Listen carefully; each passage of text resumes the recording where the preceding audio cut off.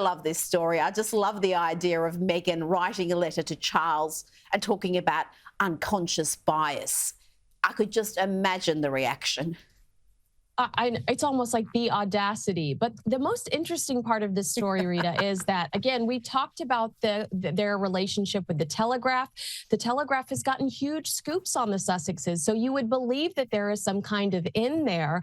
But Meghan and her team threatened them with a lawsuit. They updated the article, but what they did not change out of the article is the most interesting part to me.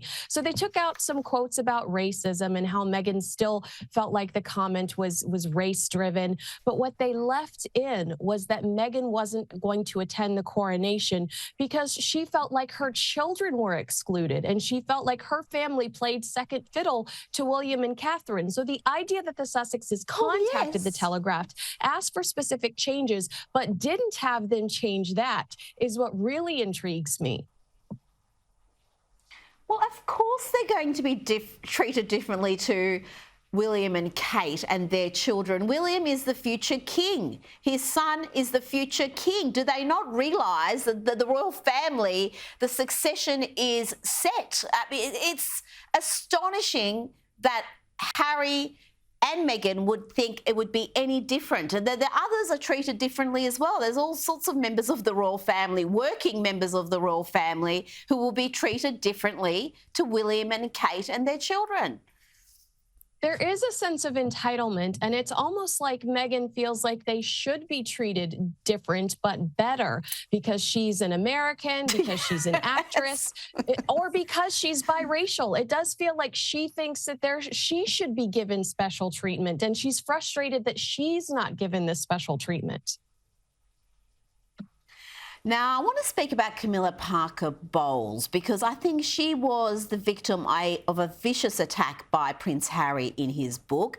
Now, her son, Tom, has spoken out, defending his mum in a recent podcast. He said this wasn't any sort of end game. She married the person she loved, and this is what happened. He believes there was no agenda. Charles and Camilla were always in love. And I think many people now hold that same opinion because Camilla was widely hated for a period there, but I think we've all kind of moved on and realised she was a victim in all this as well. She didn't marry the man she loved. She saw him marry somebody else, and in the end she's ended up with him and she'll be queen. I know, and it does feel like, you know, I hate to bring it back to Meghan, but Meghan complains about this unfair treatment. There were stories about people throwing bread at Camilla at the height of their hatred for her. I mean, that is terrible. Remember when Princess Diana would call her the Rottweiler? Every female in the royal family has dealt with difficult times. And I think that I love that Tom spoke out about this because William would like to. He's fought for a change in strategy and he's been shut down. And Tom does not have to stay under the never complain, never explain mantra because he's not a member of the royal family, spoke out to defend his mother. And you're absolutely right. I mean, I don't think Camilla was crawling or, you know, desperately trying to get the crown. Her great-grandmother was Alice Keppel, who was happily the mistress of the king. You know, I don't think that she ever thought she'd get to marry him, let alone be the queen consort. So good for her.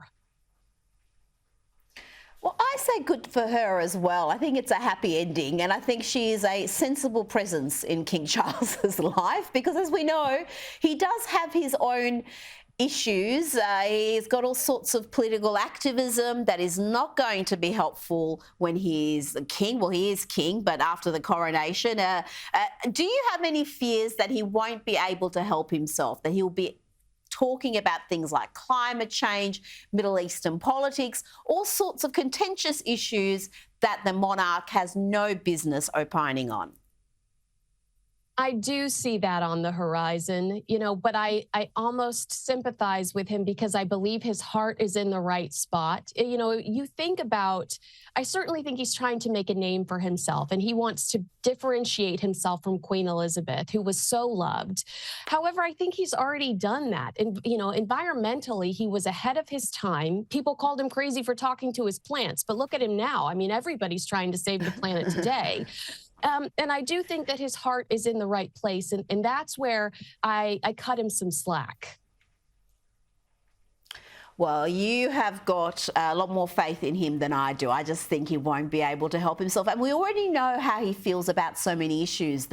One of the beautiful things about the Queen was you never knew her personal opinions on issues. You don't know how she voted, what she thought of things. She performed her role perfectly.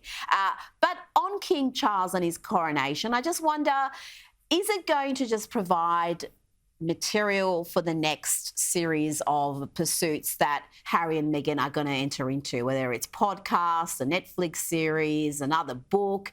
Is this coronation going to be the source material for their next big deal?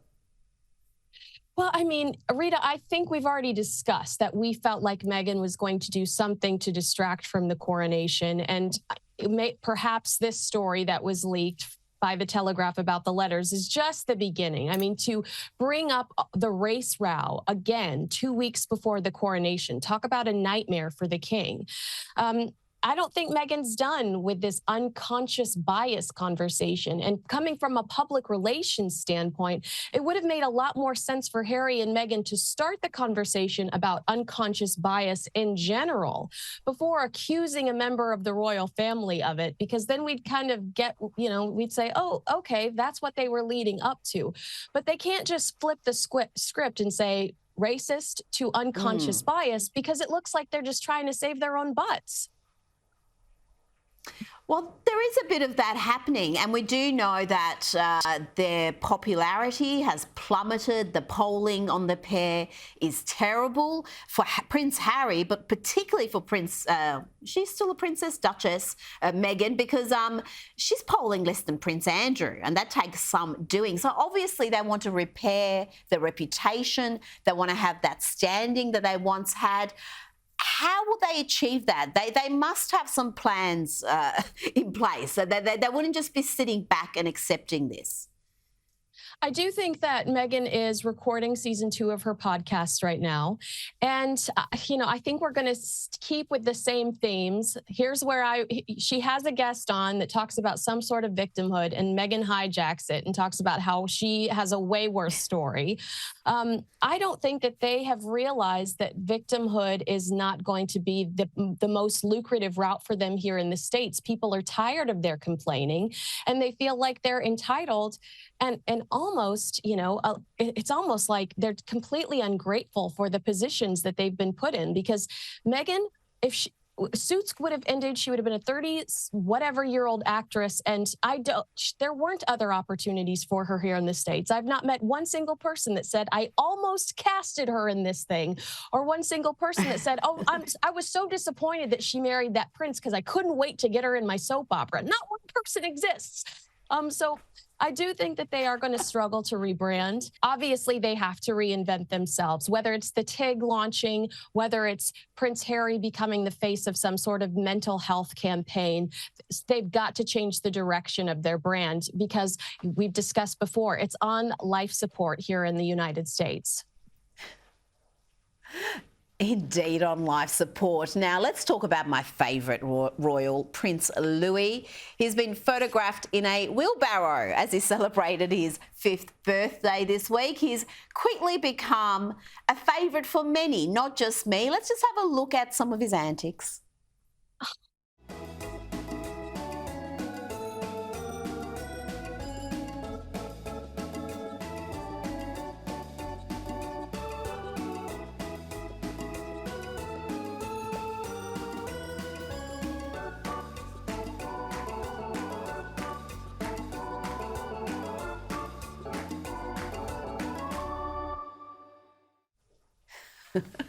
We could play you a lot more of Prince Louis, but why do you think he's become such a favourite? Obviously he's cute, but he's just got this cheekiness about him that is just so nice to see, in the royal family in particular.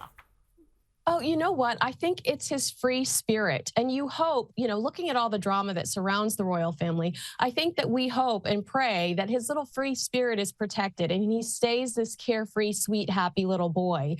But you're absolutely right. I know you and I are going to be glued to the coronation, and all eyes are going to be on Louis Watch because he is so much fun.